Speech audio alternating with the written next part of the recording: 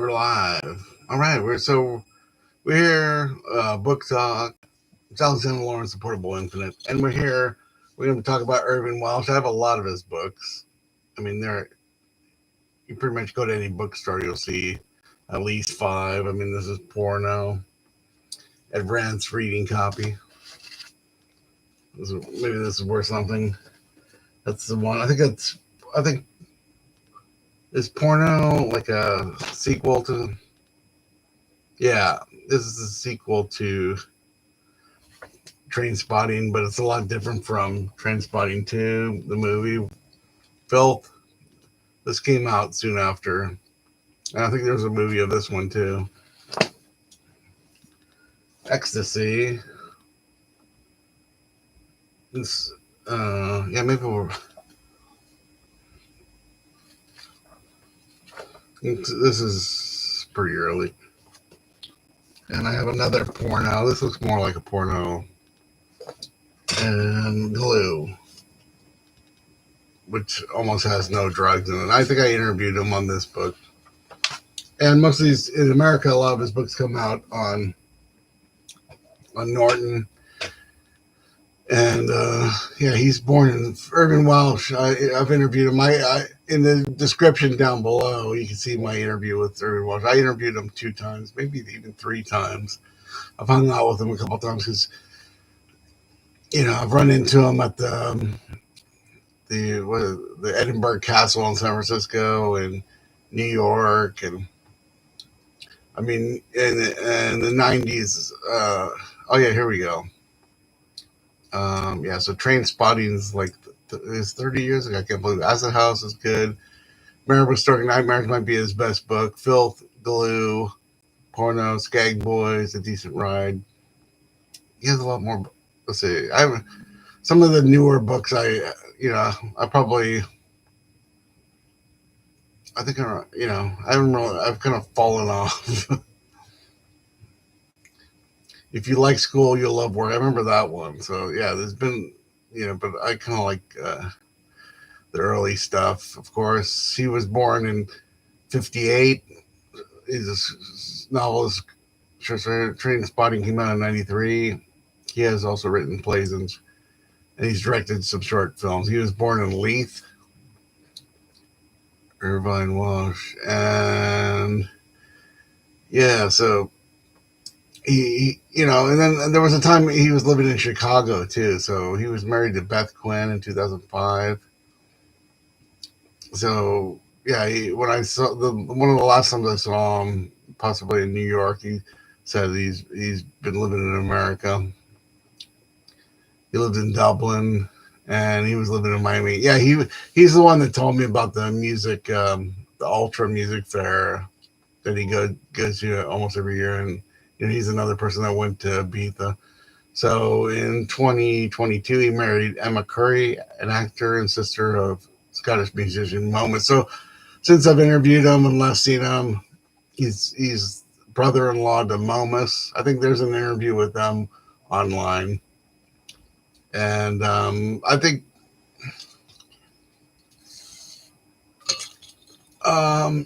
yeah, like Marriage Stark Nightmares, I think is his best book. Is I also like what's that one?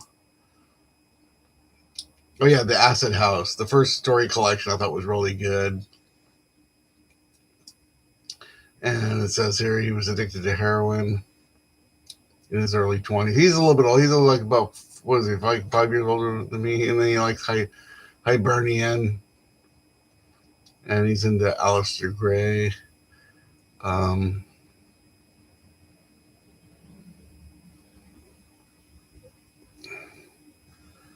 Yeah, Filth is pretty good. And, music's always really important to his books and stuff. Let's read, yeah, I hardly even said, I kind of know him, is there any questions? It looks like there was somebody watching me for a bit there. So what do we got? Is this a...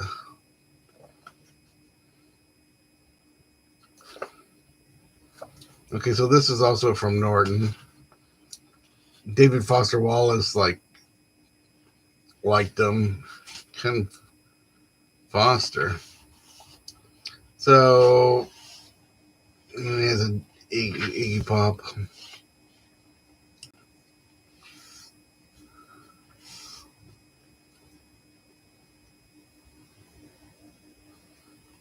Rebecca Navarro sat in her spacious com- conservatory and looked out across the bright, fresh garden. Perky was down at the bottom of the end by the old stone wall, pruning the rose bushes.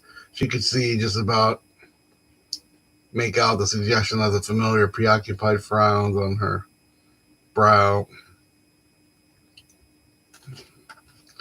But let's see. I mean, I don't have, for some reason, I don't have Acid House or I don't even. I don't know where my Trainspotting.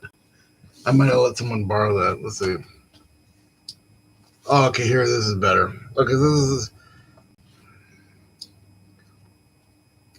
so. Okay, so fucking Dinia Kenham, linguist, English squeals and makes for the go for Sinky. I grab her shoulders. For fuck's sakes, Peter, we're Paulus.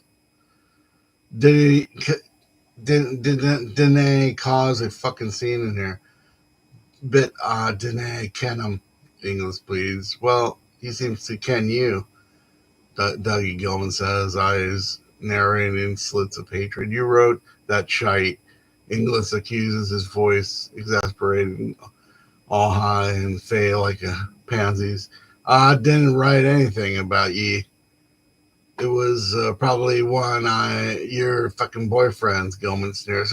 So like he's like one of the first guys to just kind of use Scottish dialect in novels, which is kind of interesting. So Alistair Gray and James Kelman and stuff. So yeah, I mean Irvine Welsh. I mean, when I was writing Five Fingers Make a Fist, I was like, um, I saw him do a reading of stories from the Acid House book, the short stories, and at Edinburgh Castle.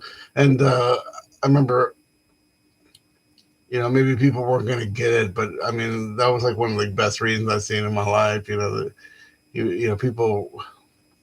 and he used to hang, he used to hang there. He was like, he'd be, he'd just stay in, you know, at the Edinburgh Castle until they told him to leave. He would just be there like for 3 days or something, or stay. But he was. I found out later because when in that picture we're together, that's in this video. That's at the Phoenix Hotel. He used to stay there a lot. So I was over there one time when either Mogwai or Ronnie Size or somebody was over there staying at this Phoenix Hotel when he was staying there. I mean, when he was in town. So yeah, he's. But when I was writing my book, I mean, there was like Five Fingers Make a Fist. I mean, you have to realize there was guys like Irvine Welsh and Mark Liner and like George Bataille was kind of an influence and stuff. But that's like a long time ago. But and like most of these books by Irvine Welsh, even though I've seen them interviews and commenting on stuff. I haven't really read much of his stuff post 2000. Let's see. Yeah, his books. So yeah, so Trainspotting. Like even Crime and Skag Boys. I think I read a bit of the Bedroom Secrets of Master Chefs. Yeah, Pornos 2002. So a lot of the stuff after 2002, I don't really know very well. Oh, Ecstasy is actually 3 stories. Okay, so that makes sense. I think there's a movie of that, and Rehated Cabbage, and he has screenplays too. So I mean, he's definitely somebody to check out. I'm surprised I haven't got to him yet. I mean, he's a lot newer. If he's an influence, I don't know. I had already written Five Fingers Make a Fist by the time I got to Irvine Welsh, but I felt like he was on the same track, and kind of combining music and writing and stuff. And he's like close to my age. I had a lot more in common with him than some other writers from the 90s.